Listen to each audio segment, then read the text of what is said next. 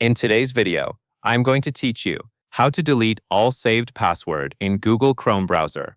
Vertical bar, Techy Jeetu. First, open the Google Chrome browser on your computer. Make sure you are on the main browser window so you can access the settings menu easily.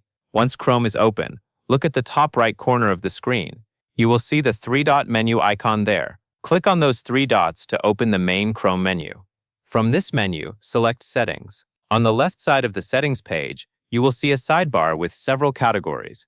Find and click on Passwords and Autofill.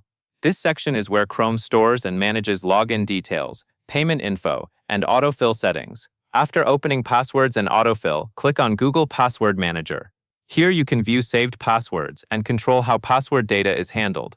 On the left side of the Password Manager page, you will see another menu. In that menu, click on Settings. Now you will be inside the settings area for Google Password Manager. Scroll carefully if needed, and look for the section called Manage Data.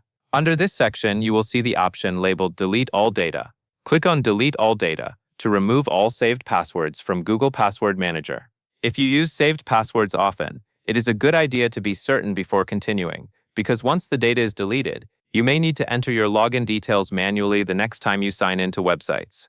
After selecting that option, follow the on-screen prompt to complete the deletion. Once confirmed, all saved passwords in Google Chrome through Google Password Manager will be removed. That covers everything you need to know.